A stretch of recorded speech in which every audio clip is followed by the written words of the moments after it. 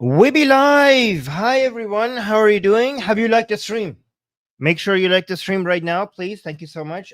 Today we are going to have a lot of fun with some really bad takes. Guys, please make sure in the live chat that you have mentioned that you have liked the stream. Hi everyone. I see a lot of people are saying hi in the live chat. By the way, Sarah is here. Thank you so much. Sarah is in the background highlighting your comments. Thank you so much. And thank you for Alfred for setting up an entire team of amazing people we're growing the Atheist Republic Army. That's what we're doing. Sarah is our newest recruit. So thank you for your services, Sarah, highlighting people's comments. So guys, you get to be part of the show as well. When if you post in the live chat, your opinions will also be included on the show. So guys, I know we are going to be covering what's happening in Lebanon, but before we do that, let's just have a little bit of fun. How about that? Let's look at some people who have some people who hate Israel, and let's see what they're doing to show their hatred. Let me actually bring this video. Pretty fun. Hold on. All right. So this person, this is what it has come to, guys. Like, so you can see she has a Palestinian flag in her washroom. This looks like her master bedroom with the washroom connected to the master bedroom. So let's see what she's. How's my audio, guys? Let me know in the live chat. Look, she has Netanyahu pictures on the floor.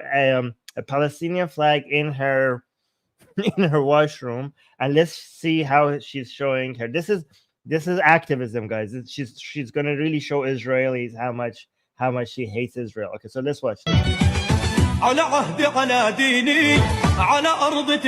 Wait, is this copyrighted? Maybe I should remove the audio. It's the Philistine. Okay, so hold on. Oh, hi, atheist vegan. So okay. Okay. Wow. All right. Oh my God, you really showed him. Oh wow. Okay, but that I don't know if that's gonna. I think that's gonna give. You have to call the plumber if you wanna. Yeah. Printing paper does not flush very well. So I don't know. I don't know if you wanna do that. So okay, this is guys. This is for the Palestinian people. So she's wearing a kiffiyah. She has a Palestinian flag. She's walking at Netanyahu's pictures, and she has one in the toilet. I'm pretty sure the Palestinian people are appreciating her activism. I'm sure this is going to do so much to reduce their suffering and bring security and safety. And yeah, this is fantastic. You really showed Israel. Guys, I don't even know if Israel could ever recover from this. Okay, let me show you another one. Oh, hey. Hello, Mars from Lebanon. Okay, Mars, please stay here and let us know what you think about because we're gonna go to Lebanon very soon. But we're just having fun at the beginning of the show, and then we're gonna go to Lebanon. So let's watch another one. That one, I hope this one doesn't have music. Motherfucker, I hate this motherfucker. No, Sam, that's not how we do it. Let me show you how we take care of the creature. Let me show you how we take care of the creature. Okay, wow. Go, Rita! Get him! Hit him! Rita! That's how it's done. Yeah! Okay, calm down. That was so fucking good. Okay, wow. Okay, great. You just destroyed your own team. Wow, fantastic. Okay. I mean, sure. I mean, go ahead. What is this gonna do? Okay. I'm sure Netanyahu is suffering from this. I don't know how this is gonna Oh, fantastic. All right.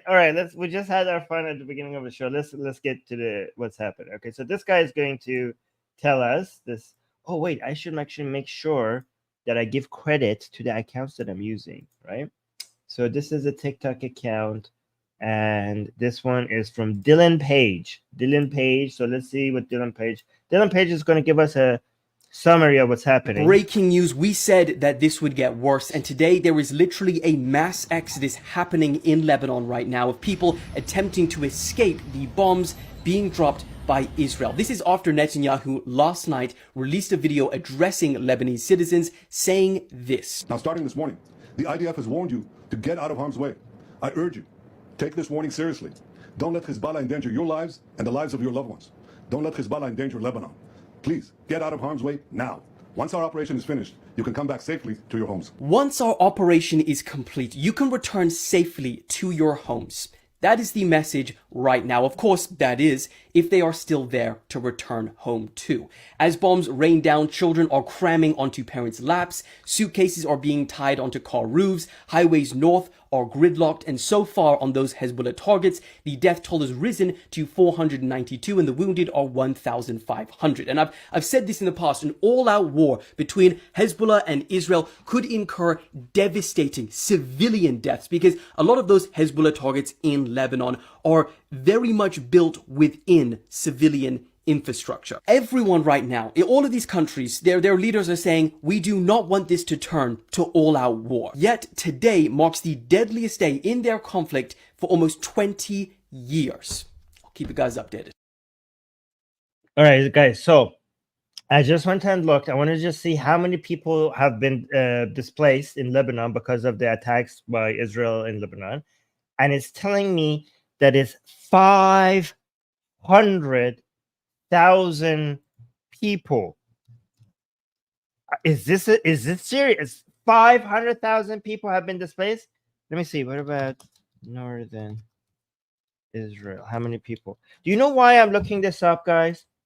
500. Why is this number so significant? Remember the video that we did on the last live stream that we did? Yeah, Boris is saying it. Netanyahu is pretty. Yeah, he did seem pretty reasonable there. But why is the fact that 500,000? So from southern Lebanon, people are leaving to north. Correct me if I'm wrong, right? Because they're afraid of war starting, and 500,000 people have been displaced. Yeah. So Mars in the live chat from Lebanon saying there's many people from the south in Mount Lebanon now. Yes. Why is this important? Why do I want to highlight this? Remember the video that I played for you on the last stream from Nasrallah? This one, right? When he was saying, yeah, nothing will not stop us. Okay, look at this. No matter this one. أيا تكن تضحيات. No matter what the sacrifices are, what the obstacles are, what the أيا تكن العواقب. no matter أيا تكن الاحتمالات.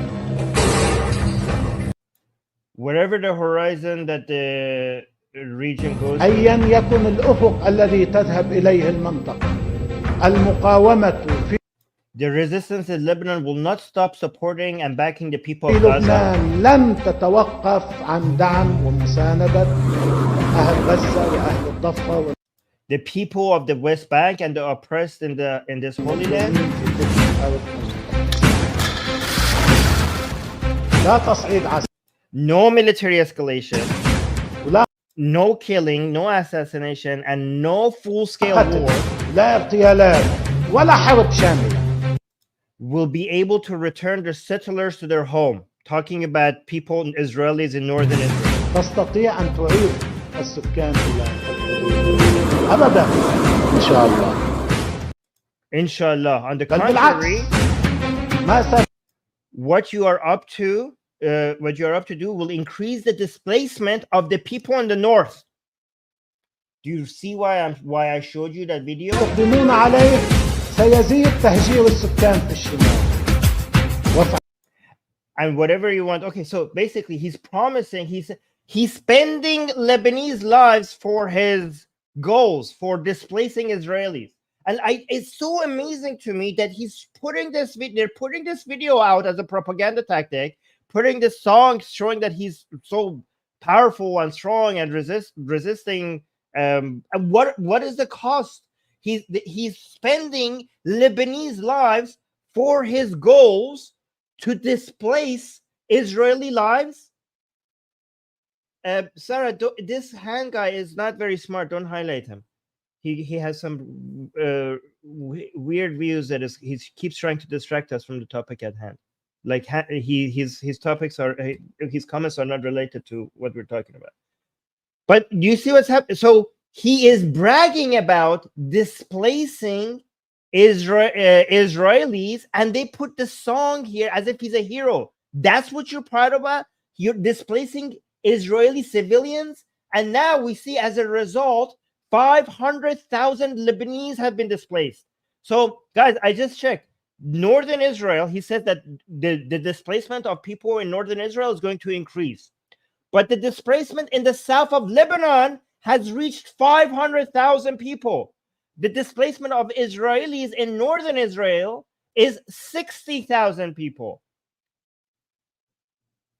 Look, the kid said, "What? So he said, what you are up to will increase the displacement of the people in the north.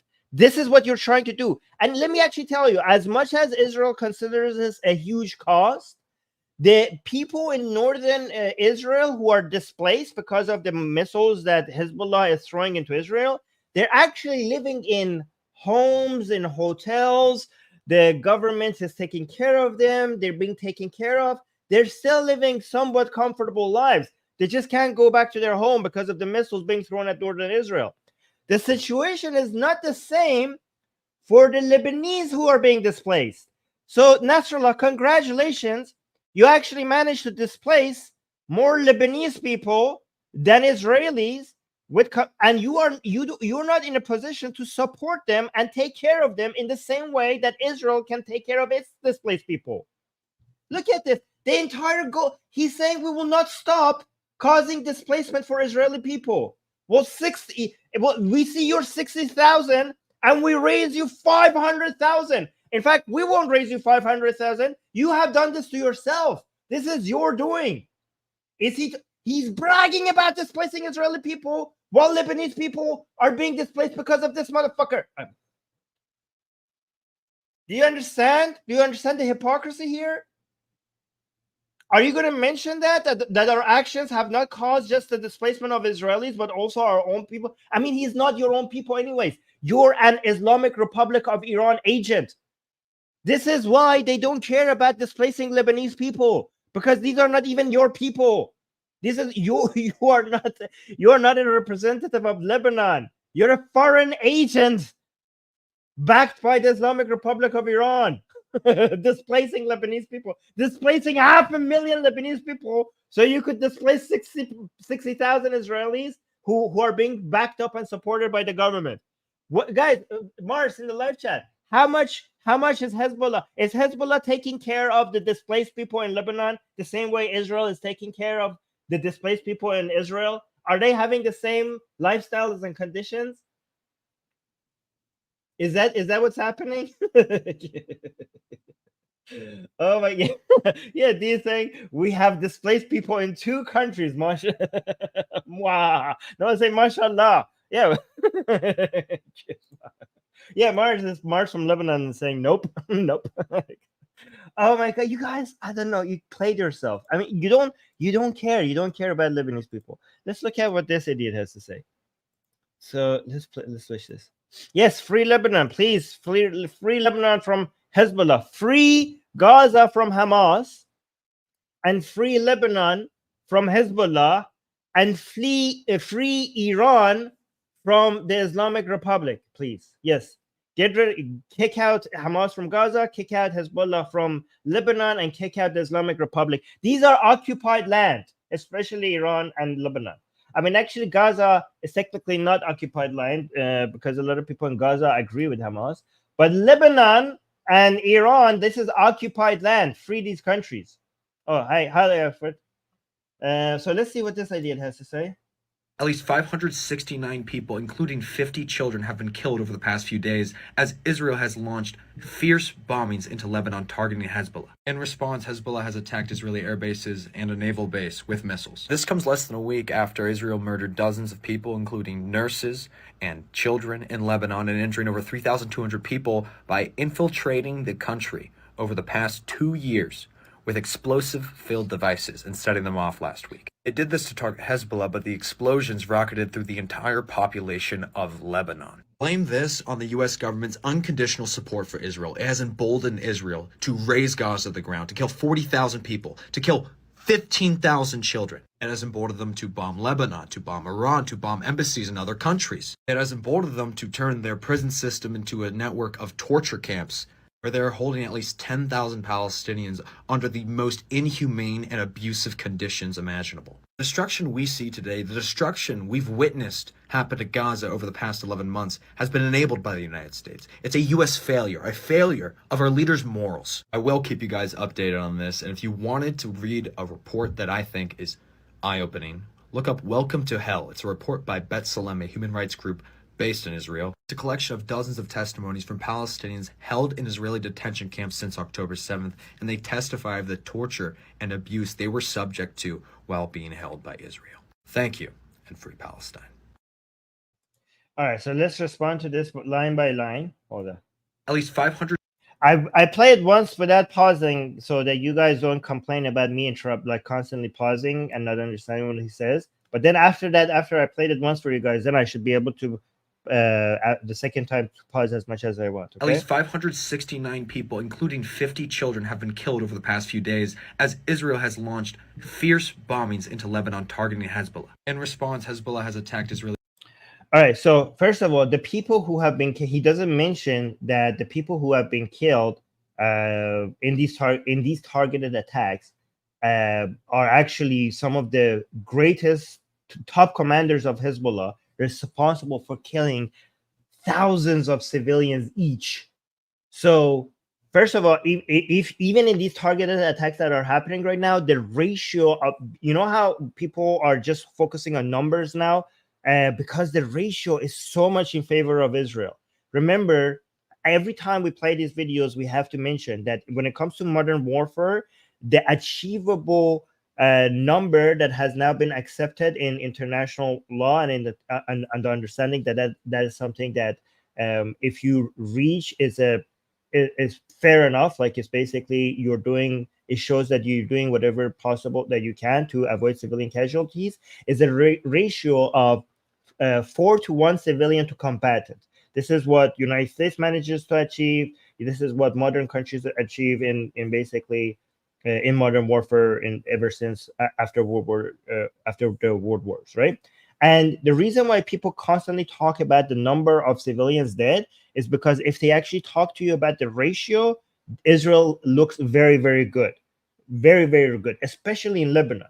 In Gaza, the ratio looks very good. It's 2-to-1, basically lower than the global average, even though Gaza is so the population density is second in the world, and Hamas uses human shields and all that stuff. But in Lebanon, the ratio that Israel manages to achieve is unbelievably low. So remember, when they talk to you about total numbers, they don't understand how this should be analyzed. The civilians that are dying are absolute tragedies. The combatants that are being killed are actually responsible for more civilians dying.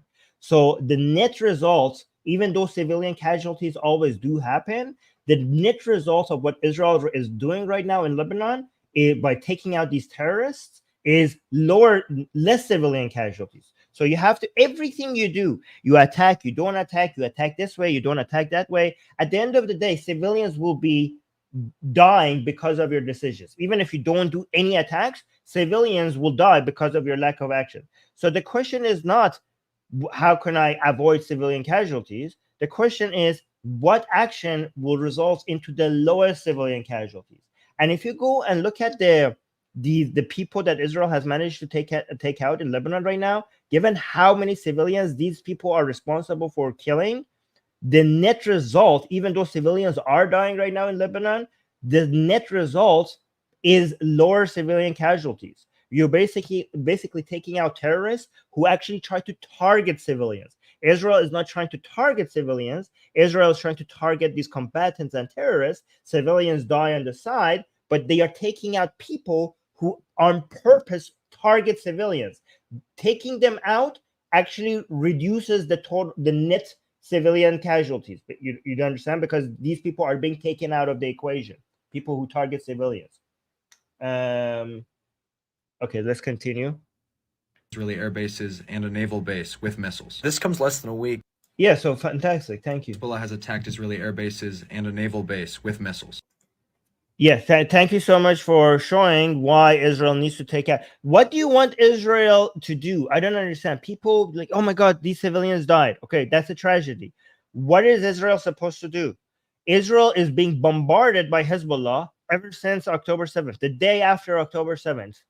Even without Israel doing anything, Hezbollah started attacking Israel. What do you want Israel to do in response? Not respond?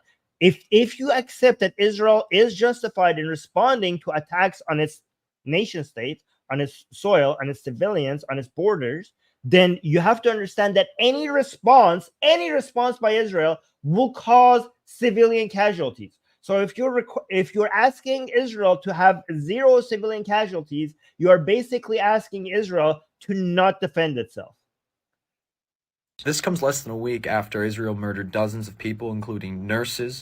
Murder dozens of people. You see, guys, murder, the act of self-defense of a targeted attack of terrorists is being referred to as murdering people. The pager attack. Guys, the pager attack shows that there is absolutely nothing Israel can do for people to not hate Israel, for people not to hold Israel responsible. Do you understand that the pager attack is the most precise, the most targeted, the lowest collateral damage attack in the history of modern warfare? Nasrallah himself, when he came out and said, you remember I showed you the video last stream, and told people that we are putting away our phones and make sure that you use other devices. We are coming up with a strategy for us to use something else for communication other than our phones. Who do you think follows Nasrallah's commands? It's mostly Hezbollah. Basically, Nasrallah gave Israel a gift. Nasrallah managed to do something for Israel. It managed to, because these are enemies that are basically mixing with civilians. It's very hard for Israel to target Hezbollah people without civilian casualty. But Hezbollah gave Israel a gift. Hezbollah signaled to Israel a way to distinguish between civilians and terrorists. And Israel took that opportunity to do the most targeted attack that, of course, will have some collateral damage. But when it comes to any attacks on terrorists, or any act of self-defense on people who want to annihilate your country, no other attack has ever been this low in collateral damage. No other attack in history has been this precise. And when you carry out the most precise, the most targeted attack with the lowest collateral damage, with the lowest civilian casualty, and your enemies go and find those civilian casualties, for example, that 9-year-old girl, and use that to make it, to show that you're evil, that means that the only thing you could do for these people to be satisfied is just to take it. Is just let people attack you, and for you have to just die.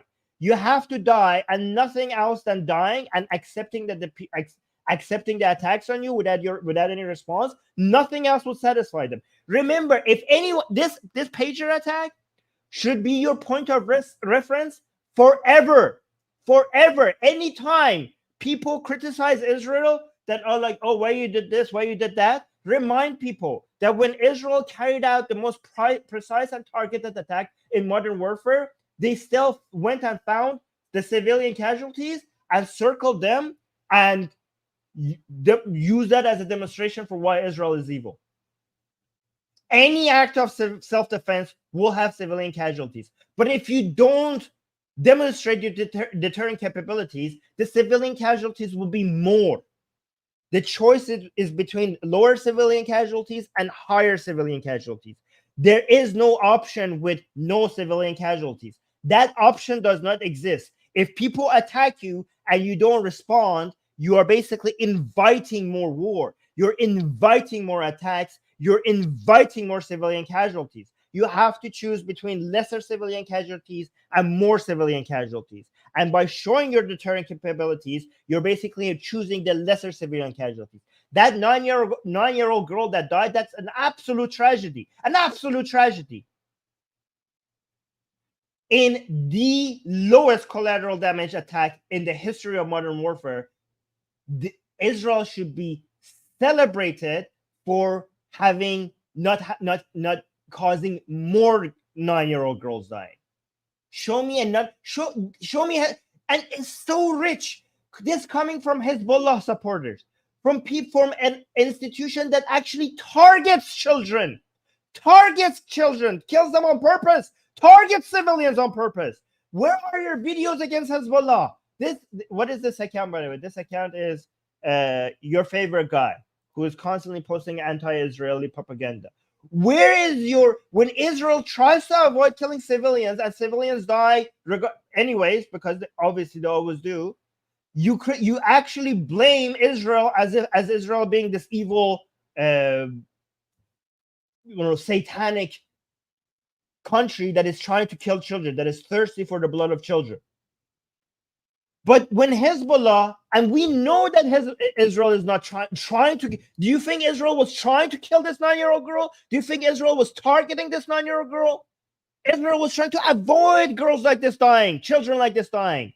But we know for a fact that Hamas and Hezbollah, when they attack, they are actually targeting the civilians. Where is your video against Hamas? Where is your video against Hezbollah? Wait, Supergirl is saying, so Armin is making the argument that the IDF can be pager precise. So that means the bombs were precise too. Which bombs? You're talking about the missiles? No, the missiles that are being hit in Lebanon, they are way more precise than anything that is capable of first of all, than anything that Hezbollah or Hamas or the Islamic Republic can do or tries to do. But they are a lot more precise than even what Israel is capable to do in Gaza.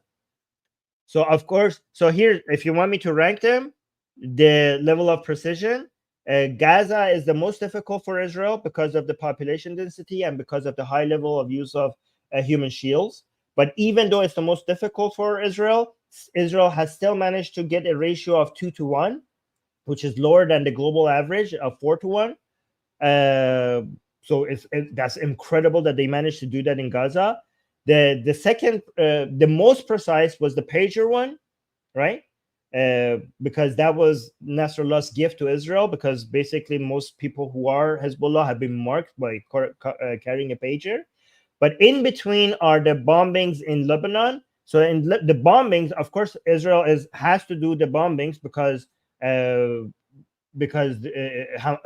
is attacking northern Lebanon and Israel has to respond. It's not going to be as precise as the pager attack, but it's going to be more precise and less collateral damage than in Gaza because of the population density is not that much. And also because when Israel signals to the Lebanese people to try to avoid the missile attacks, Hezbollah is not as capable as Hamas to basically keep civilians under the bombardment. So in Lebanon, there are still going to be civilian casualties, but the ratio is probably going to end up being much lower than what you see in Hezbollah, right? So that's what I'm saying. But anyways, let's respond to this guy. And children in Lebanon, and injuring over 3,200 people by infiltrating the country over the past 2 years. But guys, when they mention children, ask them, show me a single. I don't know if these people know how warfare is conducted. Are they military? Do they have what experience do they have in military tactic? Tell me if it's possible for a country to attack me, or for a state to attack me, or a terrorist group to attack me, and if I want to show my deterrent capabilities and respond, show me a way that is possible for no civilian casualties. Show me that. Do you think and if there is no way, does that mean that I should not respond when I'm attacked? Like, ask them this.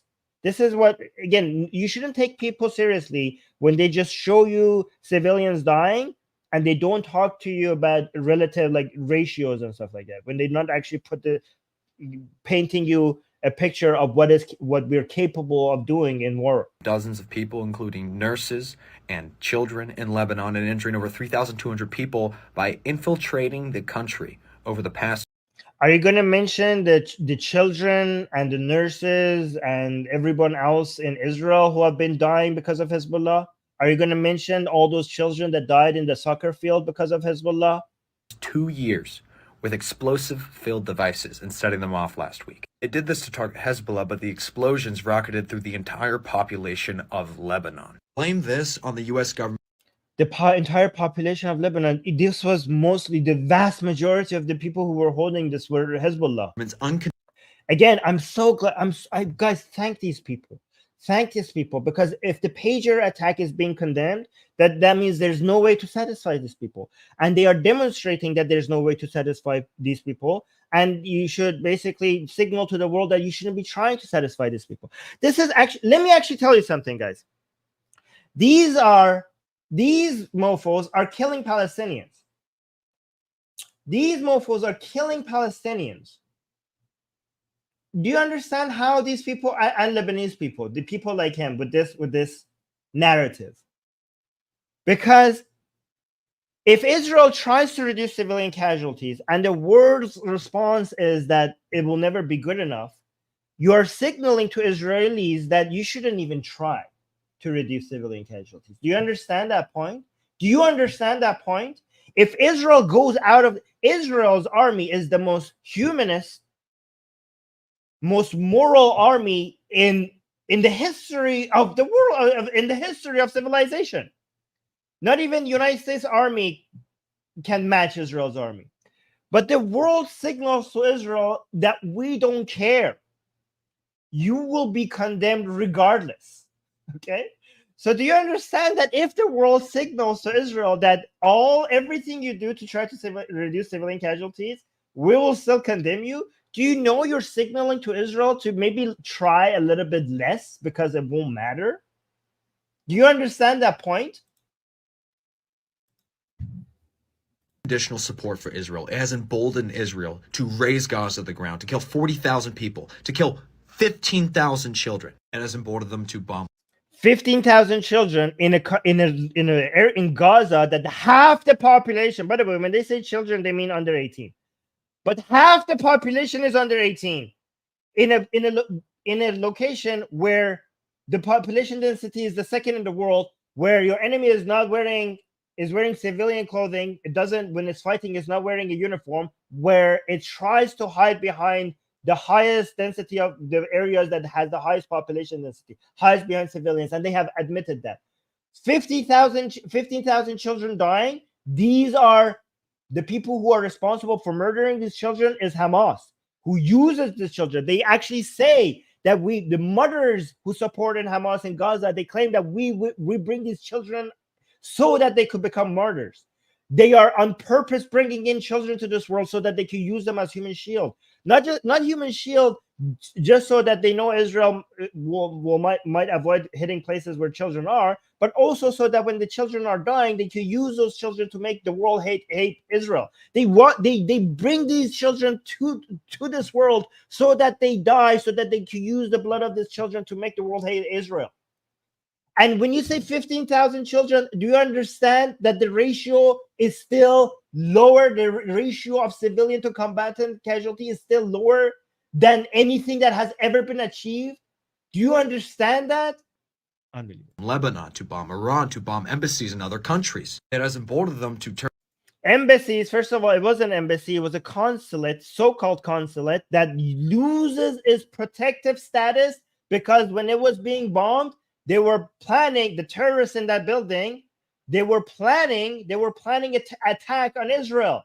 So when a consulate is being used, first of all, it wasn't even the consulate, it was a building adjacent to the consulate. So it wasn't an embassy, it was a consulate, and it wasn't even the consulate, it was the building right next to the consulate. And even if it was the consulate, the meeting was being used by generals. All the generals were there meeting, so it was being used for military purposes. And if it was being used for military purposes, it's not diplomatic anymore, and it loses its protective status. So do you want to mention all of these, or like, are you just going to basically try to brainwash your them audience? to bomb Lebanon, to bomb Iran, to bomb embassies in other countries. To bomb Iran? Oh my God. When they bombed in Iran, that was also a targeted attack with no civilian casualties, taking out Iran's S-300 in response to 300 drones and missiles being shot at Israel. Are you going to mention that all of these attacks are responses to attacks on Israel? Are you going to mention any of that? Unbelievable. It has emboldened them to turn their prison system into a network of torture camps where they're holding at least 10,000 Palestinians under the most inhumane and abusive conditions imaginable. The destruction we see today, the destruction... So I don't know what you're referring to. First of all, anything, I'm looking this up, anything that we know about conditions that are not good in the prisons that like Palestinians are, I think, first of all, this person is exaggerating. We do have some evidence that some people were treated in the way that they shouldn't have been treated. And guess, guys, how do we know this? Where did this person get this information from? Guys, how do we know that some of the things that happening, first of all, we don't, the stories that we have are anecdotes. We have some examples of abuse that shouldn't have been happening. But where do we get this information from? Where do we get this information from? Of course, Israel does do things that they do happen things in Israel that we don't approve, that we criticize them. But who does, before we even get a chance of criticizing it, who does it first? It's Israel itself. The only reason why this mofo knows that there are instances of abuse and questionable practices in Israeli prison is because Israel's media itself have went out and dug this. Yes, exactly, Jack, from Israel. We know this because Israelis are holding other Israelis responsible. Because in Israel, there's been an investigation on this. Because people are being arrested and people are being held responsible and people are being questioned and people are being investigated. And even Israeli politicians have come out and they all have been trying to basically outdo the other one in condemning this. And Israeli civilians have been shocked to find out some of these reports coming out.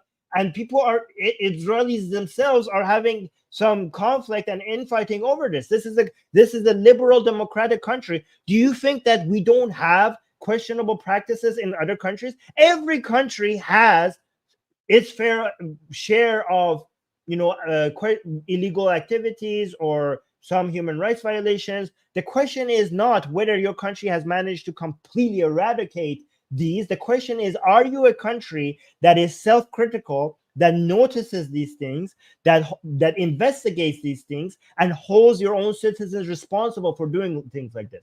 This is what people do. They are basically defending Hezbollah, Hamas, and the Islamic Republic, where they do these things in on a much higher scale to their own civilians, to their own people, and they don't apologize for it, and they brag about it. And they do it systematically and on purpose, and they don't hold themselves responsible. In fact, they try to encourage their own people to do this. They're on the side of Islamic Republic, the Islamic Republic who uses rape of protesters on a systematically wide level of both men and women on a much wider scale. And then we have one example of that in Israel, and they're trying to make the entirety of Israel look evil, even though Israel is a country that sees that and arrest those people and create investigations and court cases, and the whole country is shocked. And politicians are trying to hold each other responsible. If your standard is a country that has that is evil, then no country will survive. No country will survive. Every country has its share of police abuse, of human rights violation. Every country that has a decent sized population, at some point you're going to find examples of that, especially at times of war. There is the standard of you having no soldier or no prison staff that does nothing vile and nothing evil is an impossible standard to meet. The only standard that you could hope to achieve is that when that happens, We will find it, we will investigate it, and we will try to crack down on it. That's the standard that you could hope for, not the standard of this not happening at all. You should, if you want to criticize somebody, if you want to criticize Israel, go ahead and do that. But don't worry, Israelis are doing that more than you, 10 times more than you. But you are a freaking hypocrite that you are defending governments that do this on a much wider scale. Where are your videos about the Islamic Republic of Iran or about Hamas torturing its own citizens for being Israeli collaborators or being anti-Hamas? Do you know Hamas tortures people in Gaza for just voicing their opinions against Hamas? Where are your videos about that? You find one example of abuse in Israeli prisons, and you want to basically paint the whole Israel with the same brush? Yeah, the cat lady, keep that highlighted, saying we took in Lebanese that helped us when. Oh yeah, this is actually a good comment. So the cat lady is Israeli and saying we took in the Lebanese that helped us when we were about to leave Lebanon in the past. We gave them refuge in Israel so that they will not be harmed. Yes, and also Israel gives refuge to LGBT members of West Bank and Gaza because they're not safe in West Bank and Gaza. So Palestinians who are LGBT, they come to Israel and seek refuge. So I don't know why you don't. Are you going to mention that? Are you going to mention any of that? Oh, we got a super chat. Let me see. Are the super chats being? Oh yeah. So we got 2 super chats. I'm just saying the Iron Dome is greater operation. Okay. I don't know what that means, but okay. Thank you for the super chat. Let me see. Roy is saying, "Say Israel is perfect. You are paid. You're paid for for this." Yes, I have to. Basically. Roy is saying I have to say that Israel has no flaws. This is and this is the standard that these people expect. That Israel should have no flaws, no matter, even if you have the smallest flaws. These people will go and find it, and they try to act like the entirety of Israel is evil because of those flaws. So let's get. We've witnessed happen to Gaza over the past 11 months has been enabled by the United States. It's a U.S. failure, a failure of our leaders' morals. I will keep you guys updated on this, and if you wanted to read a report that I think is eye-opening, look up Welcome to Hell. It's a report by Bet Salem, a human rights group based in Israel. It's a collection of dozens of testimonies from Palestinians held. And what? Excuse me? And what? Say that again, huh? On this, and if you wanted to read a report that I think is eye-opening, look up Welcome to Hell. It's a report by Bet Salem, a human rights group based in Israel. I mean, do I need to say anything else? It's a report by a human rights group based in Israel. This is why we love Israel, guys. This is why Israel is superior to the Islamic Republic, to Hamas, and to Hezbollah. Do you think we have a human rights group based in Gaza reporting on the evils of Hamas? Do you think we could have that? What about the human rights groups in Iran mentioning about basically doing an investigation on how evil the supreme leader is and the conditions in Iranian prisons? Can we have that? Do we have that? Can we do an investigation led by Gazan people in Gaza against Hamas's human rights violation? Do we have? I mean, do I need to say more? Yes, Israel is not perfect. But we love Israel because its liberal countries like Israel have self-correcting mechanisms. This is the point of being a liberal country. Liberalism gives you self-correcting mechanism. With all the flaws that your country has, it celebrates criticism. It celebrates dissent.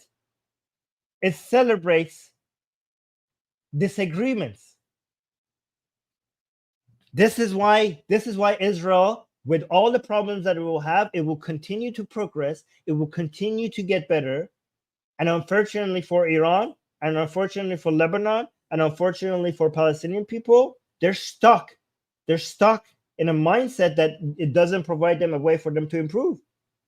In Iran, we had some lawyers that were arrested just because they wrote a very, very subtle, like a very, very polite, I should say, legal letter requesting for Khamenei to resign. Before they could publish that letter, all of them were arrested. All of them were arrested, and they're serving very heavy prison sentences just for wanting to publish a letter requesting for Khamenei to resign. For that, they were arrested. Recently, in Iran, there was a journalist who were arrested for and is in prison for correcting Khamenei's punctuations. Khamenei posted a tweet.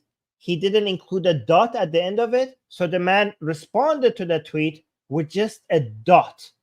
With just a dot. And now that man is in jail for posting a dot. This is the first time in history that somebody is arrested for simply posting a dot. The tweet had nothing else in it except one dot, basically correcting Khamenei's tweet. And he's now in jail. And Israel is a country where people are making, Israelis themselves are making documentaries against their own prison sentence. This is a reason why we should celebrate Israel. Salem, a human rights group based in Israel. It's a collection of dozens of testimonies from Palestinians held in Israeli detention camps since October 7th, and they testify of the torture and abuse they were subject to while being held by Israel. Thank you, and free Palestine. I hope every single Israeli involved in criminal activity and abuse in Israeli prison sentence, I hope they get found, and I hope they get arrested, and I hope they get punished. And the only reason why I have any hope for that to happen is because Israel is Israel, and Israel is not under the Islamic Republic of Iran, right? This is the difference. There is some hope that the people who are involved in stuff like this there would be a crackdown on this. There would be a response to this. There is a hope because Israel is Israel. When we defend Israel, do you think that we are defending every single Israeli citizen's action? No, we're defending a system where evil people in it will get punished, and there will be investigations, and there will be crackdown, and there will be political infighting. We celebrate political infighting because that's the point of having liberalism. We get better through dialogue, through conflict, through political infighting rather than civil war and through military infighting. Let me actually get another video from this lady. What is this? What is she saying? Okay, let's just play it all the way through before we respond to her. Oh, let me see. Actually, we have some. Okay, I will read these comments later. I genuinely do not care what job I lose, what opportunity I lose, what happens to me after saying this.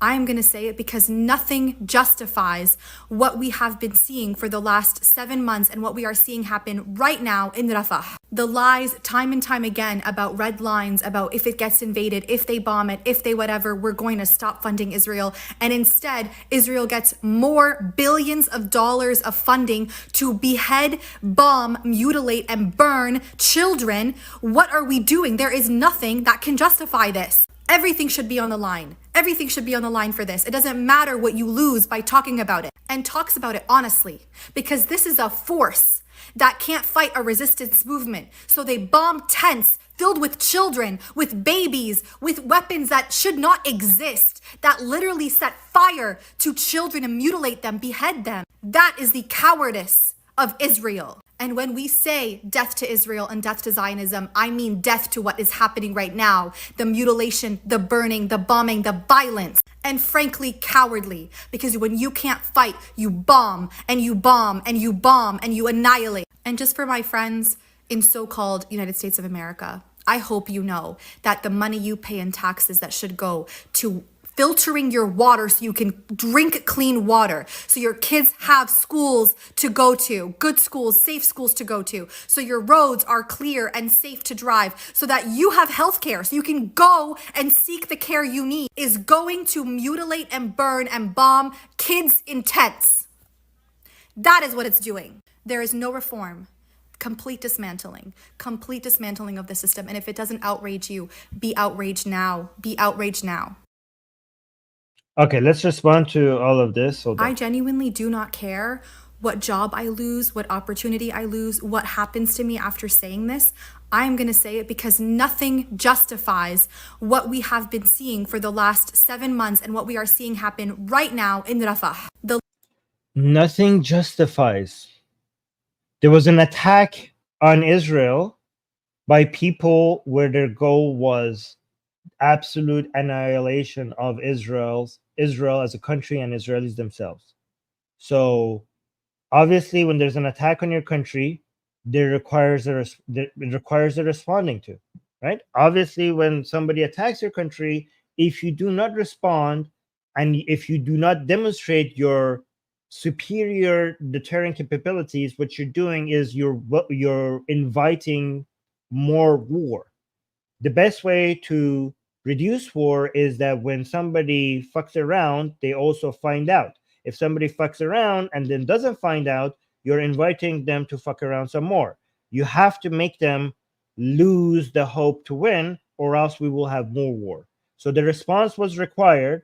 If you're saying that the response was so, when it comes to evaluating whether a war is just, you have to evaluate it in two ways: where the starting the war was justified, and then after whether the method of the war is justified.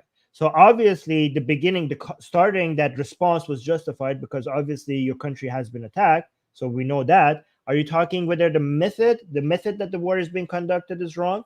Because again, show us why. Tell us, give us. This is why I ask people and they don't have it. I've never heard a response. What should Israel have done? What should they have? How should they have responded?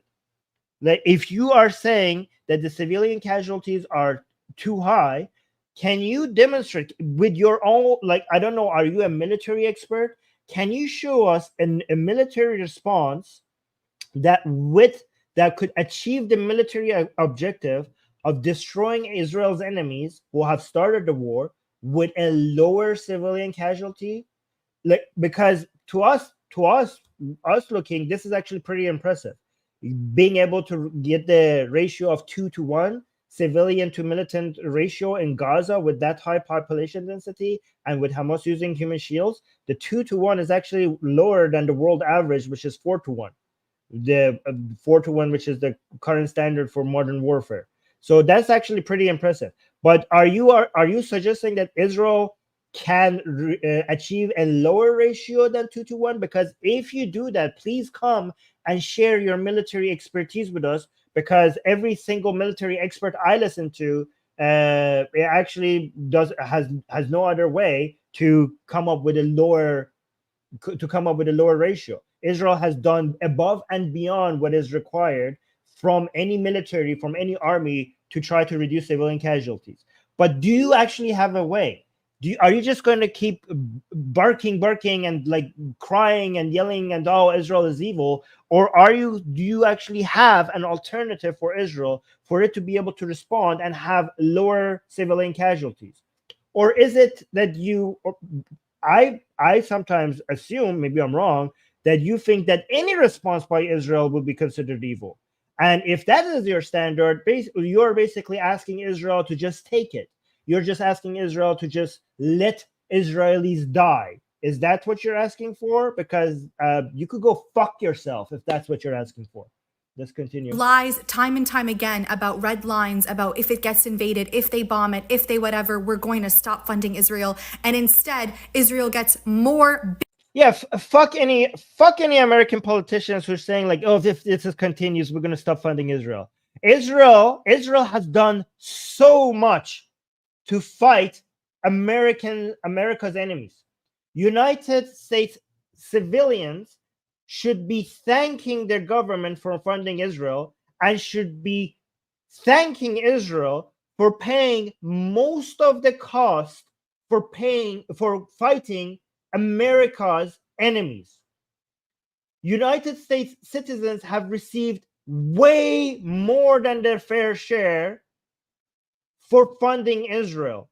Israel is fighting your enemies far away from your borders, enemies that if Israel was not there would have been so much more powerful to come for United States. You think 9/11 was a major attack? If Israel was not in the Middle East, we would either have an pan-Arabist empire by now or an Islamic empire by now. I don't know which one, but we would have one of these two. And 9/11 would be a joke. We would have an Islamic bloc in the Middle East and North Africa, similar to what we had with the Soviet Union, and Americans would have to deal with so much more war. We would either be in another Cold War or a hot war, I don't know, at that point. The only reason why we don't have that, the only reason why Americans do not have to live with the anxiety of Americans that lived through during the Cold War, thinking that, I don't know, a nuclear attack could happen at any time. The only reason why Americans today don't live with that anxiety is because of Israel.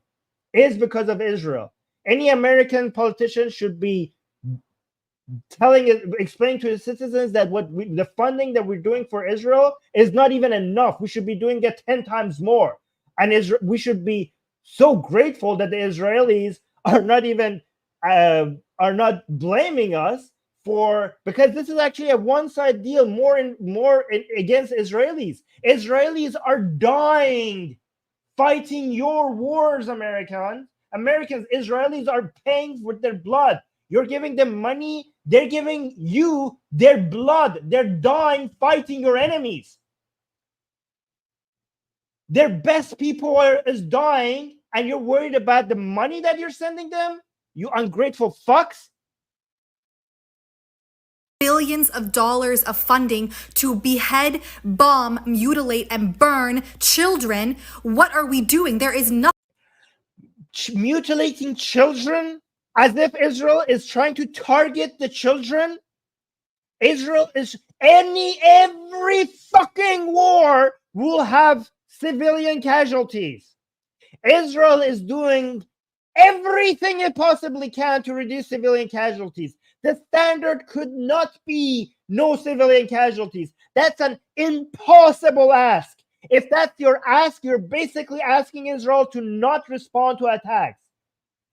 Israel is not targeting the children. Israel is doing more than anybody to try to avoid those children dying. And you should know that if you are following what's happening and you're defending terrorist groups that target children on fucking purpose. Do you understand the fucking difference? Nothing that can justify this. Everything should be on the line. Everything should be on the line for this. It doesn't matter what you lose by talking about it, and talks about it honestly, because this is a force that can't fight a resistance movement. So they bomb a resistance movement. You are basically supporting people, a resistance movement, a movement that not only targets Israeli children on purpose, it actually produces its own children to die as children. The resistance movement that wants its own children to die. Its own children. They have said it. They celebrate their own fucking children dying so that the world could hate Israel. So Israel, who tries to reduce the children dying, is evil, but the resistance movement, you call the terrorist group the resistance movement, celebrating the people who actually target children? That's your fucking standard? Unbelievable. How do people even take this seriously? Do you know how viral these videos go? Unbelievable. Tents filled with children, with babies, with weapons that should not exist, that literally set fire. Weapons that should not exist?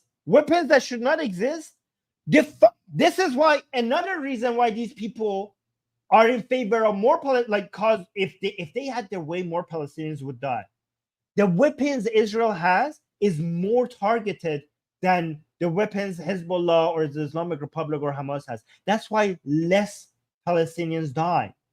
The weapons that should not exist, the funding of America to Israel gives Israel the opportunity to buy and create weapons that are more precise.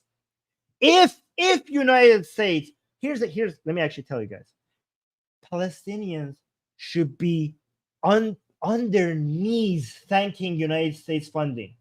Palestinians should be spending every morning, Palestinians, every morning that you wake up, instead of thanking Allah, thank the United States for funding Israel. Because it's through this funding that so many of you are fucking alive. Because if you attack Israel, Israel will respond whether it has funding from United States or it doesn't have funding from United States. With funding from United States, those missiles, those weapons are more precise. If it didn't have those fundings, the weapons that would be dropping on your cities, on your land, would be less precise, and more of you would have died. So I hope some Palestinians are saying, thank you, Daddy Biden or Trump or whoever is, I don't care. Thank you for funding Israel. Okay, thank you for funding Israel, because I'm alive because of this weapon. The missile that just hit my neighbor. If Israel was not funded as much as it is, my house would be on fire as well right now.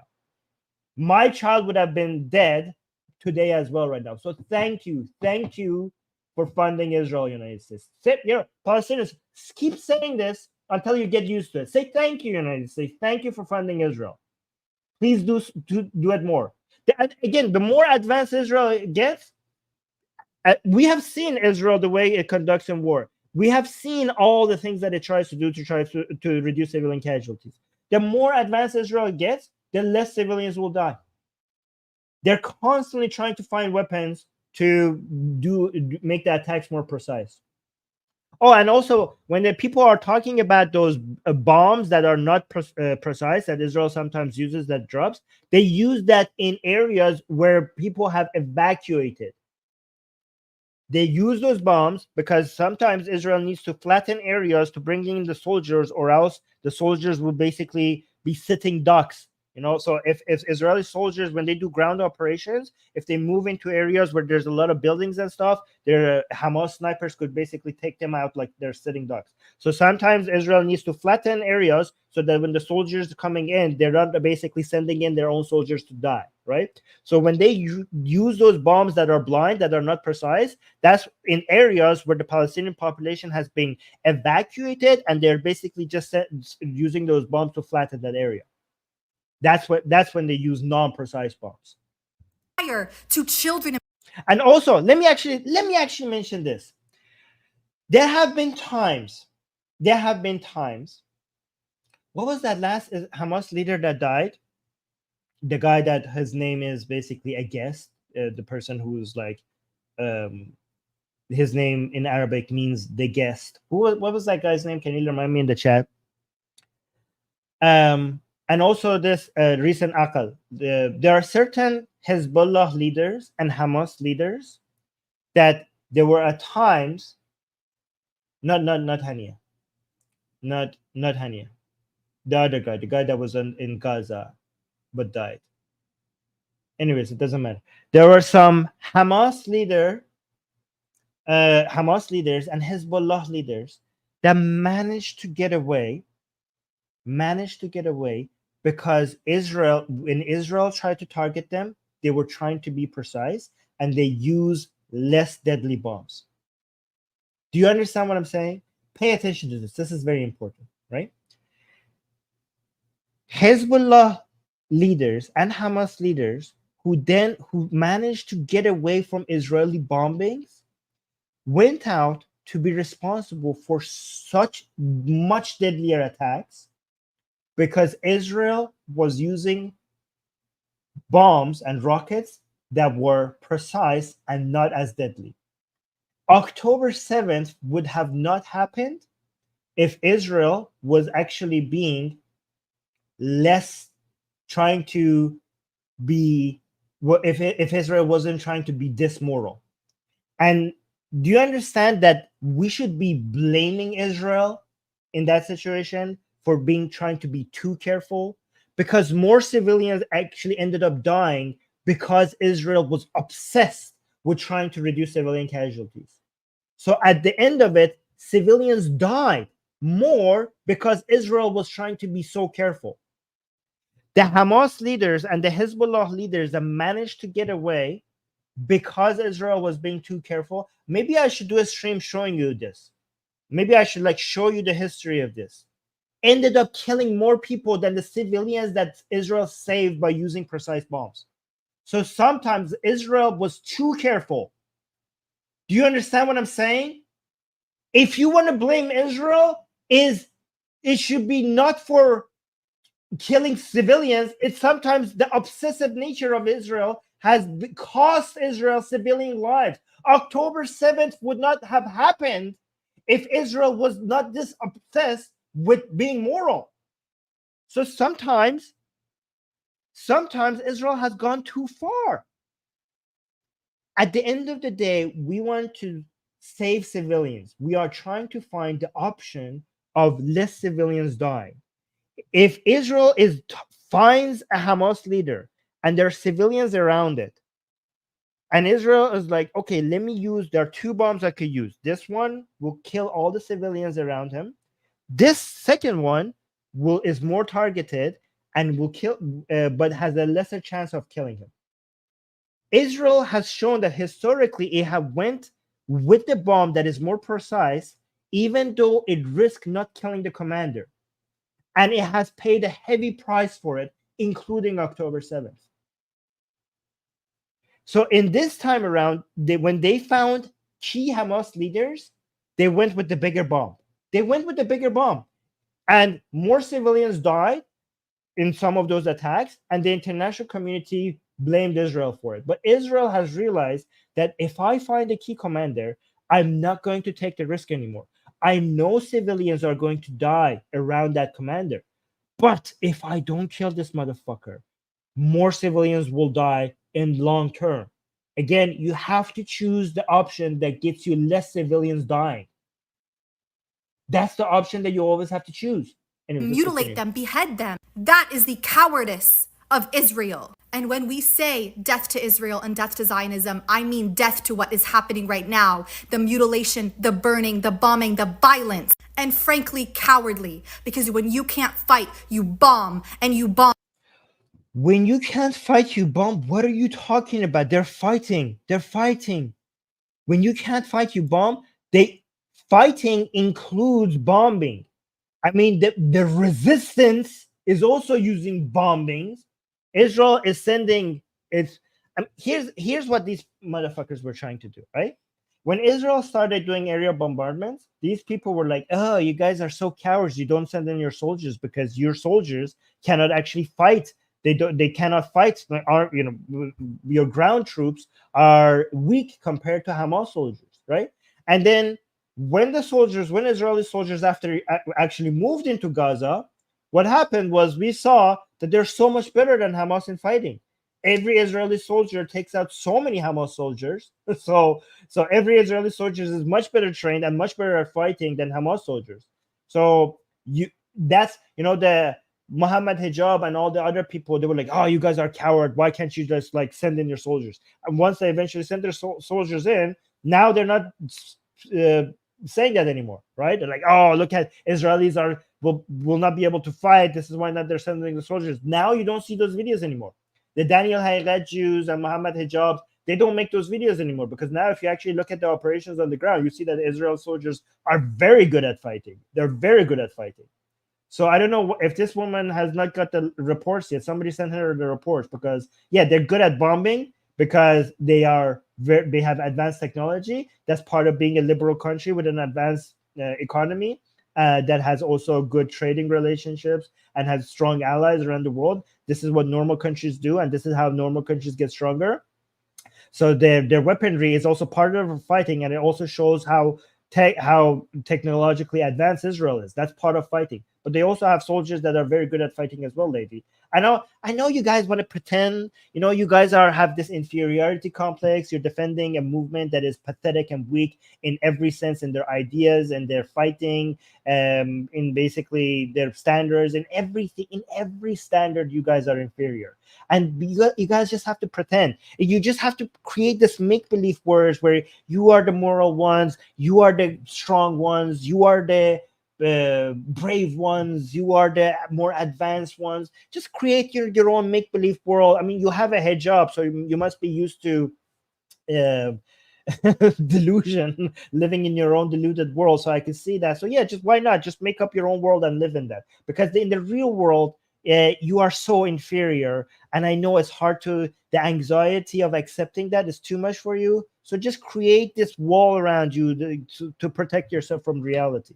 When you can't fight, you bomb and you bomb and you bomb and you annihilate. And just for my friends in so-called United States of America, I hope you know that the money you pay in taxes that should go to filtering your water so you can drink clean water, so your kids have schools to go to, good schools. If Israel was not there, you wouldn't be able to afford any of that shit. First of all, the reason why you could afford anything you can afford right now, Americans, and let me actually tell you this, not just Americans, the whole world should be thanking the United States. The whole world should be thanking the United States. Like, oh, you don't have good schools, or you have drinking water. First of all, most of America has much drinking water. Thank you very much. I don't know what you're talking about, right? But the whole world would not be able to live the life that they're living if it wasn't because of the security that the United States brings to the world. What United States is doing in the Middle East, United States is trying to do that for the whole world, because no other country has the army to be able to do what the United States is doing.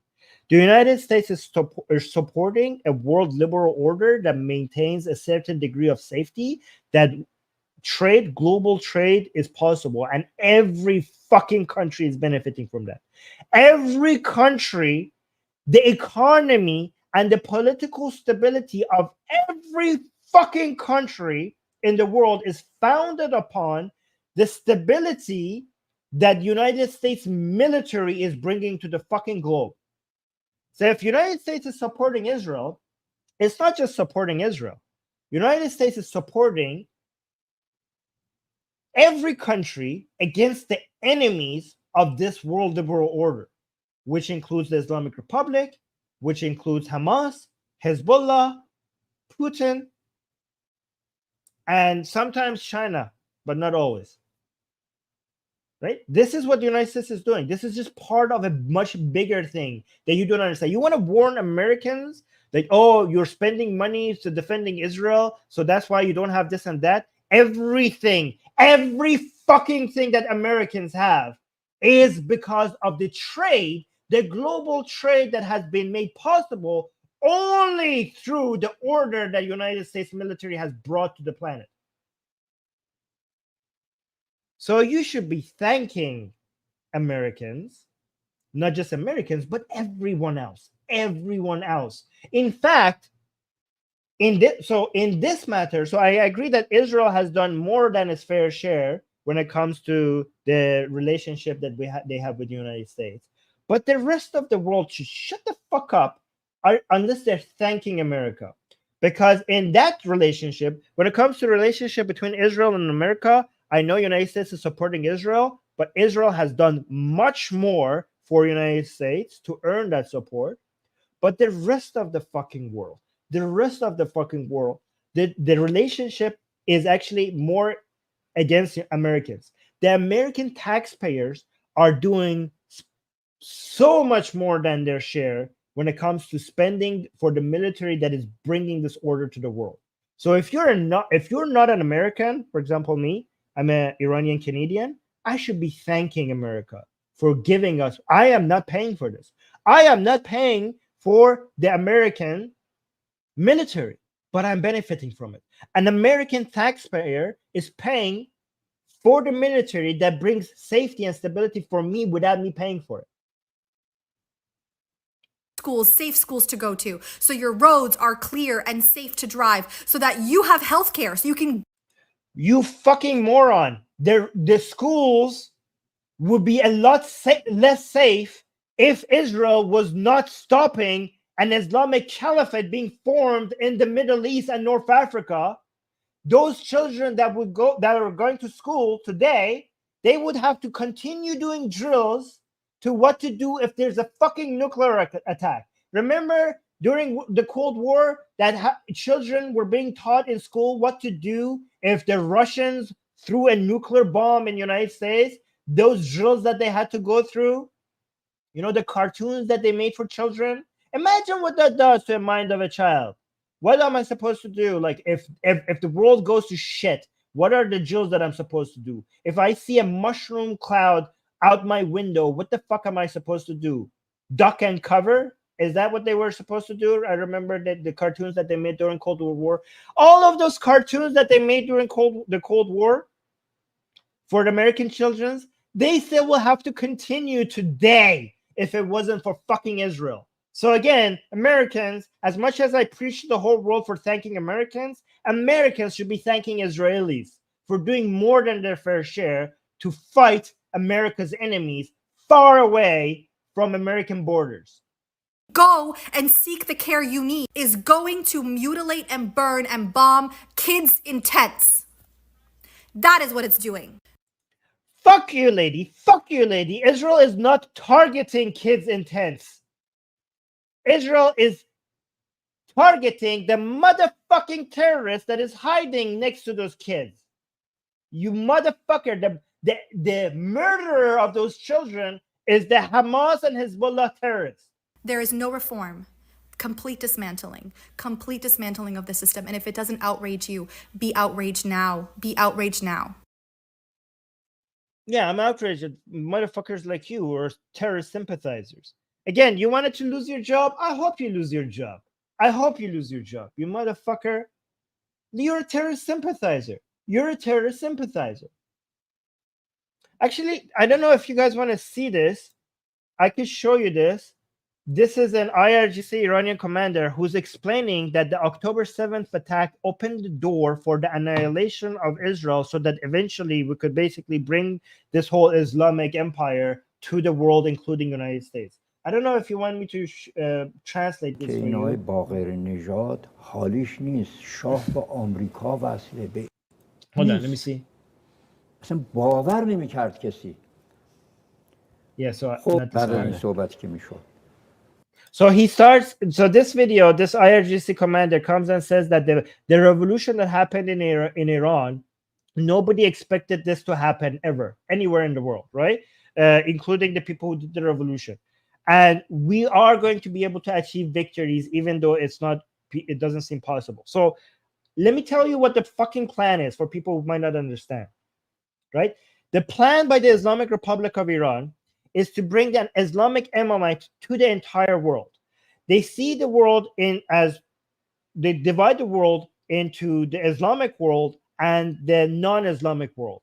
And the non-Islamic world is being controlled and maintained in their minds by United States. The central of this power, which they call the imperialist West, we here call it the world liberal order. They see United States as the final boss of the enemies of Islam. We have Islam and we have the world liberal order. And this world liberal order being, its headquarters are in Washington, but it has proxies.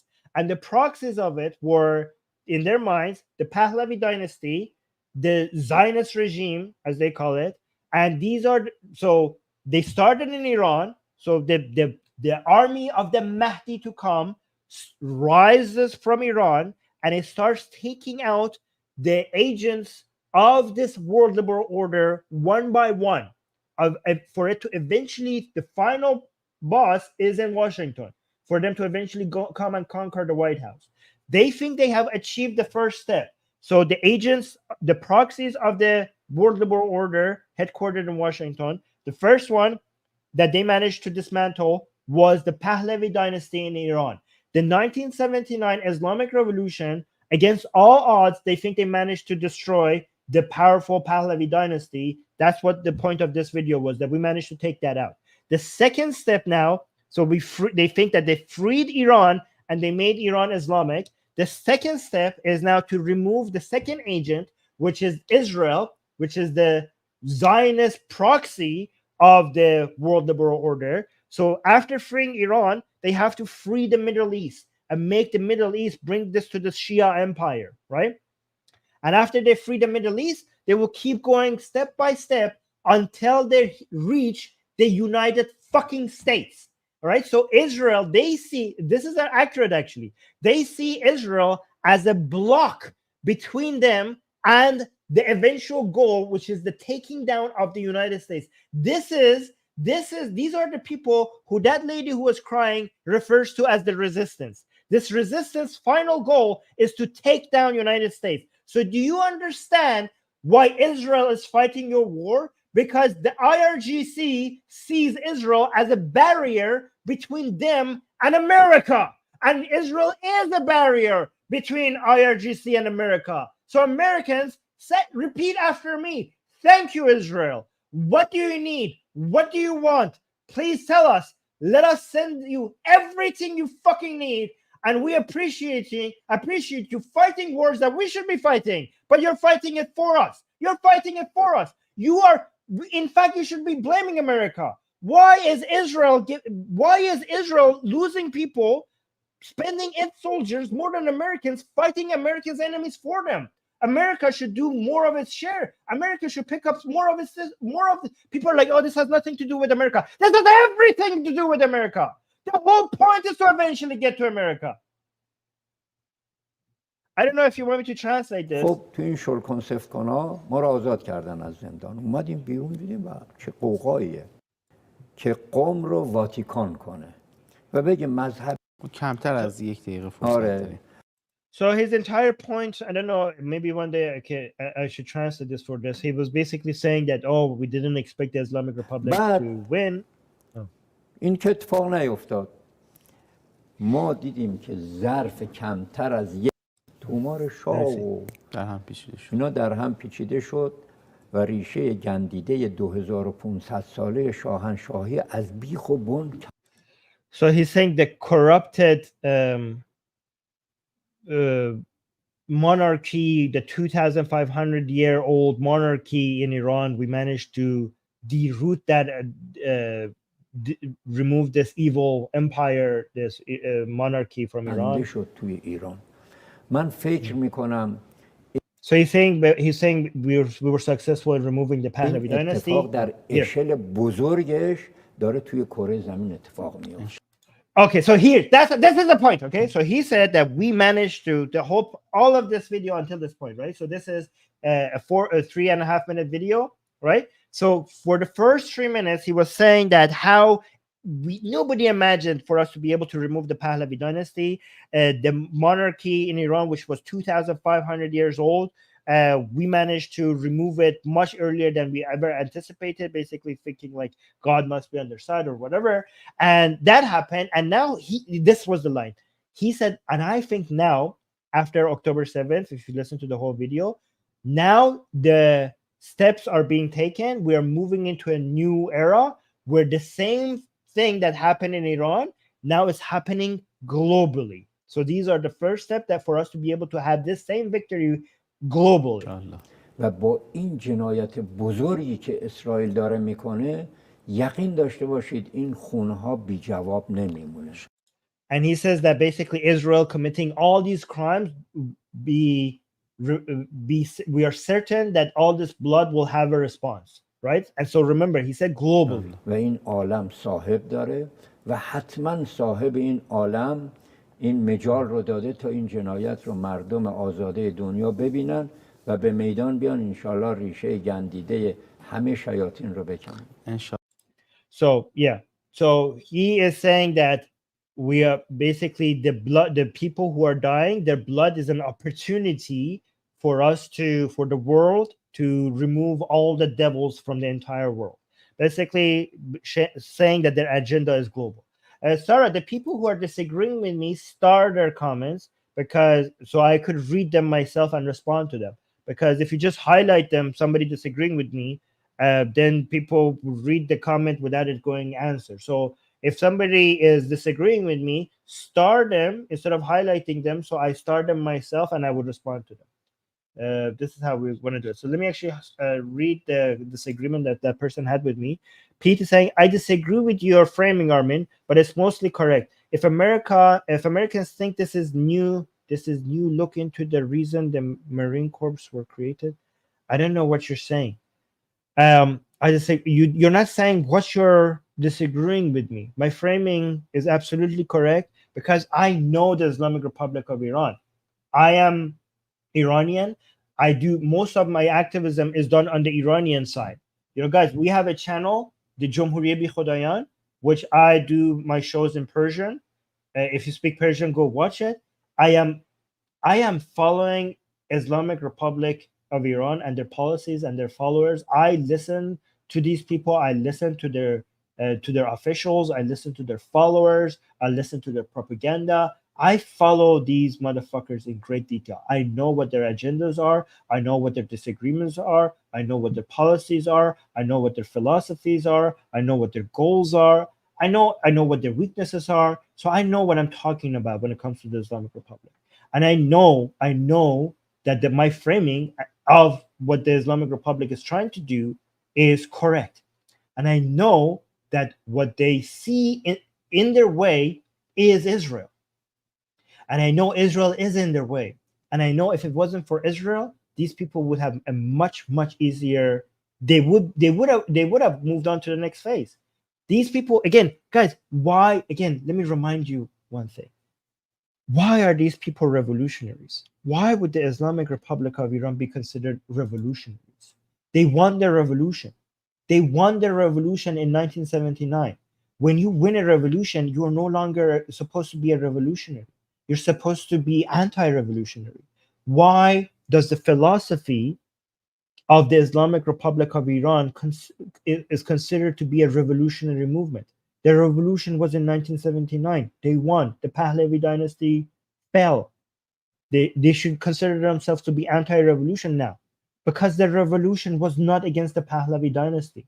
The reason why the revolution continues, the reason why Khamenei, when he talks to his diplomats, he says, you guys do your diplomacy, but I am a revolutionary. This is what Khamenei said to his own diplomats when they're coming to the United States to ask for appeasements or basically fool the Americans or the international community. Khamenei told them specifically that you go do your diplomacy, but I am a revolutionary. Why would Khamenei be a revolutionary given that he's the leader of a country?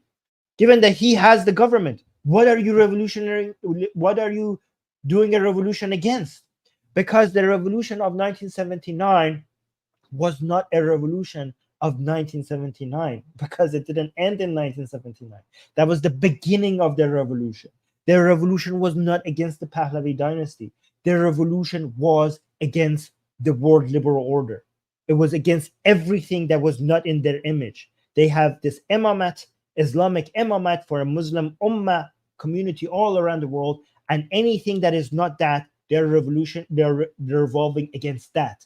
And the main power against that is the world liberal order, centralized with the center in the West and Western countries. That is what the revolution is against, and that's why they continue to be revolutionaries. I know this. This is the entire philosophy, and nothing is more important to them than this. Nothing more is more, including the Mahdi himself, including the fucking Mahdi himself. Khomeini famously said that if we have to choose between the life of the Mahdi and maintaining the Islamic government, the Islamic Republic, as they call it, we have to choose the Islamic government. He actually didn't say Islamic Republic, Islamic government. Nothing is more important than a global Islamic Republic, not even the life of the Mahdi. Meaning, Khomeini actually said that if we had to choose, if we had to kill the Mahdi to maintain an Islamic Republic, we would even kill the Mahdi. That's Khomeini's own words. Do you understand what that means? Nothing will, and this is why appeasement will never fucking work. This is what the Democrats in America have to understand. Any form of appeasement, any form of negotiation that Islamic Republic agrees to, it agrees to that temporarily so that they could recruit and get stronger for another fucking attack. Their entire foundation of the Islamic Republic is for it to eventually conquer the entire fucking planet. That's they will never get, that's their DNA. They will never give up that ideology. Anytime that they agree to something, anytime they agree to a ceasefire, anytime that they agree to diplomacy or negotiation, is because they're pathetically weak and they're just trying to buy time for the next rounds of attack. This is what Israel understands, and this is why the world needs to support Israel, because Israel is fighting not just America's enemy, Israel is fighting the world's enemy. The whole world should be thankful to Israel. The Islamic Republic of Iran is not Israel's problem, it's the world's problem. And Israel is paying most of the cost fighting it. Anyways, I had so many more videos to show today, but I didn't get a chance. So I'm going to do a round 2 of this same video. I have so many other videos I want to do, but the videos that I had for today were so important that I probably should do a round 2 of the same video. Anyways, let me see. We got another super chat by Ash in Hebrew. I don't speak Hebrew, Ash. I don't know how to read this. Somebody translate that for me. Thank you, Ash, for the super chat. Oh, there's another super chat by Ash saying, all she is doing is talk trash and not give any good evidence and argument. Pathetic attempt. Thank you, Ash, for the super chat. Oh, Jack was saying, where can I learn more about civilian to combatant ratios? I don't find a good source on Google. Where did you learn about these ratios? Well, I mean, I did a stream about this. Should I do another stream about this? Yeah, Googling things is not enough. You actually have to dig deeper. But yeah, I could go and do a stream about this. I don't know. Let me know if you guys want me to. Maybe I will have my resources ready next time, and next time I bring this up in future streams, I will show you where I get this from. All right. By the way, guys, it's not enough for you to just Google things. What you have to do is look at experts and opinion pieces written by people who know what they're talking about with good credentials, people that know more about you and me regarding human rights, rules of engagement in war, and also military expertise. This is what you need to do. I spend a lot of time listening to experts, so especially in areas where I don't have my expertise, and I also look at these people's background. So when I also look at the experts that I listen to, I also try to go listen to them about things that I know more about, to notice if they have what their biases are, right? Because when they are talking about something that I'm not an expert in, I don't know how much of it is because of bias, so I have to go and investigate their record as well. So I go investigate the record, and then I could see how much I could trust their analysis, right? So this is something I do. Jason is saying, go look for interviews with John Spencer of the urban warfare studies at Viewpoint. Okay, so that's a good reference. Thank you so much, Jason. I already read that one. Here's Nina saying, here's a big question. If all of God's chosen people get killed, how is Jesus returning to save us all again? Okay, this is just a religious mumbo jumbo. We're the Atheist Republic. We don't believe in Jewish people are not God chosen people, because God does not exist to have any chosen people. We support Jewish people because they're people, because they're human, because we're humanists. We don't care about the fact that they're Jews. We care about the fact that they are human. Nina is saying the 2008 deal gave 90% of the land that Israelis supposedly stole from. The only catch was them living in Jerusalem. They didn't want that because Mo kept talking about the land. Okay, yeah. I mean, we could go into the history of that, but for many Palestinians, no appeasement would be any good enough until Israel doesn't exist. So this is why people who are asking for ceasefire or negotiations. You don't negotiate with people who the only thing that they would accept would be the total destruction of Israel. If your enemy will never be satisfied until Israel is completely destroyed, then you don't argue with that enemy, you destroy that enemy. Do you understand that? Do you understand that? How could you negotiate with an enemy that will never be satisfied until Israel is completely destroyed? You don't negotiate with that. You crush it. You annihilate it. You defeat it. That's the only way. Anyways, this stream is getting long. Oh, look at this. This guy is saying, keep licking the boot, you piece of shit fascist. Great argument. You showed me. I don't know how I would ever recover from this. Guys, what do I say to these very to these great logical points that this person has brought to me? I don't know. Oh, we got a super chat by I don't know how to pronounce this. Iora. Okay. So thank you so much for the super chat saying, "Hey Armin, love your points. You're a good person for trying to inform people of these truths. The world is really fucking stupid to not realize the reality of the situation." Thank you. Well, thank you so much for the super chat. However, I don't blame the world. The world is not stupid. The world is busy. Okay. The world is busy trying to live. Okay. I mean, we cannot expect people. It's too much of an ask for people to know about these things in detail, right? If you are actually very much involved in all of this and you still don't get it, then you're either stupid or evil, right? Or I mean, these are the main two options, right?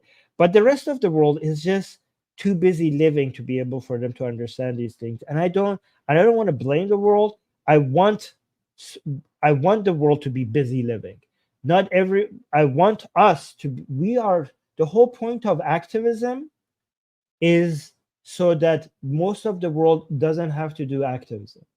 The whole point of activism is for us to create enough peace and stability where people could actually just be busy living, right? We don't want everybody to just be as informed and involved as we are. We are involved so that you and I, and there are many of us here, we are involved so that we could encourage, each one of us could have a small impact in bringing up a world where more people could not waste their time learning about the things that we're learning. We are trying to make it so that they could be busy dancing, singing, going to picnics, going on vacations, looking up what if this bracelet matches their outfit and stuff like that. That's what people should be focused on. That's called living, right? And activism is supposed to bring that to people. So I don't want people to have to be busy with things. I want enough stability in the world where people don't have to worry about these things.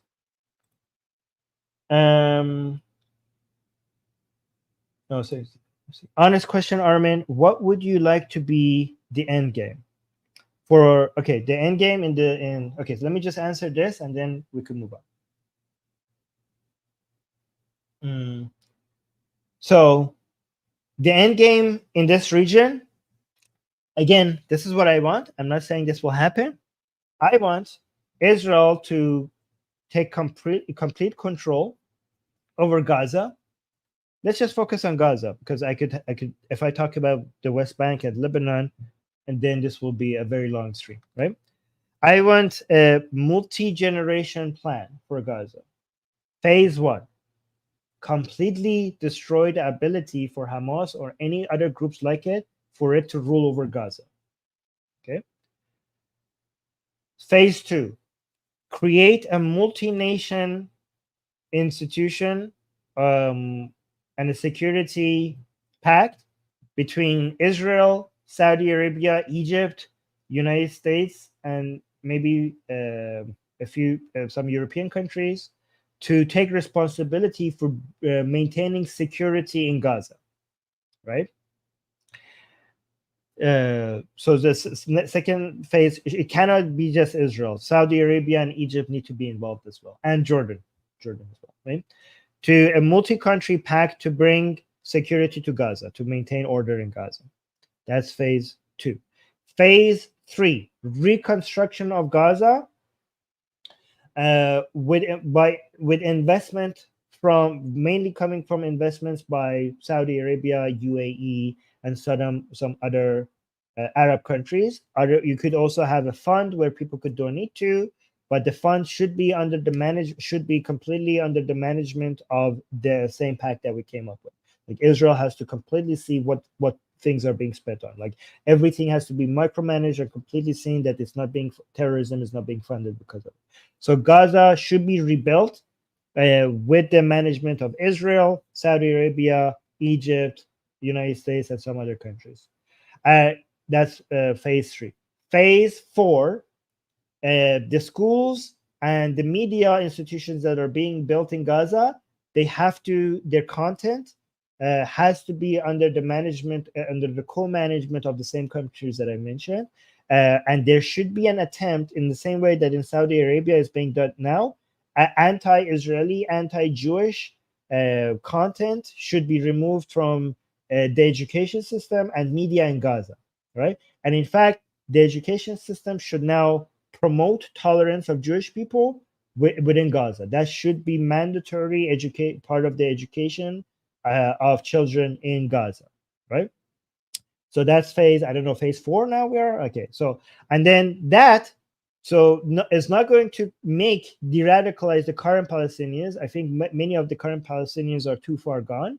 But then we have to, as Gaza is being rebuilt, as we provide a potentially bright future for people in Gaza, and as the education and the media is being monitored by Israelis for them to try to teach, de-radicalize the future generations of people in Gaza, then we have to wait for the second or third generations of people in Gaza to after this, for them to be de-radicalized and have an economic relationship with Israel.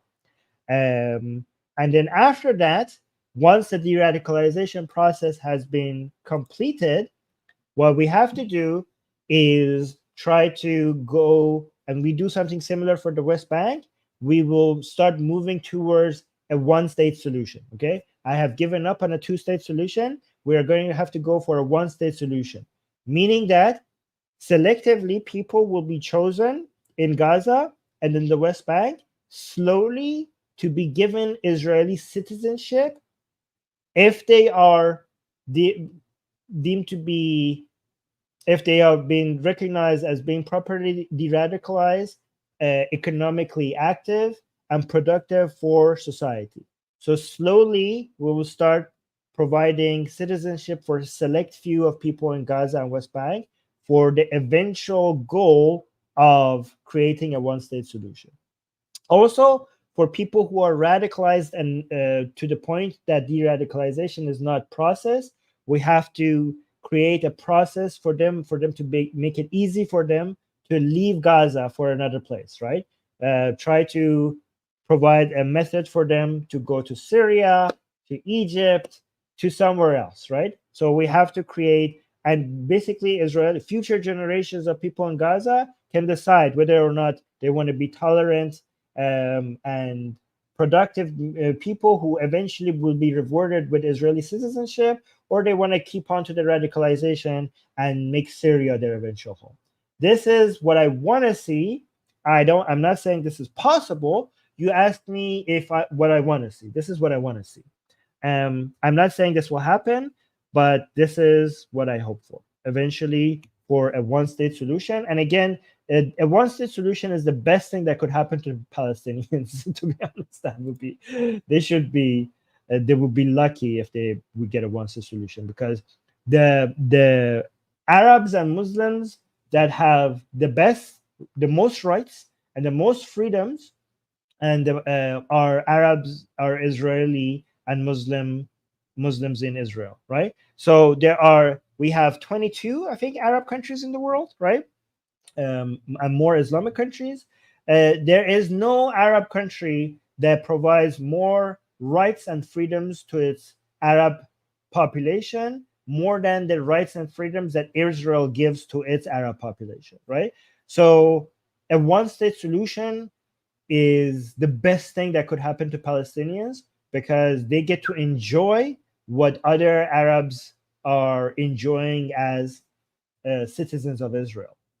So again, I don't think that the West Bank and Gaza should ever be given up ever again by Israel. That would be a security that would basically be the greatest challenge to the existence of Israel if Israel gives up Gaza. I mean, Israel tried giving up Gaza once.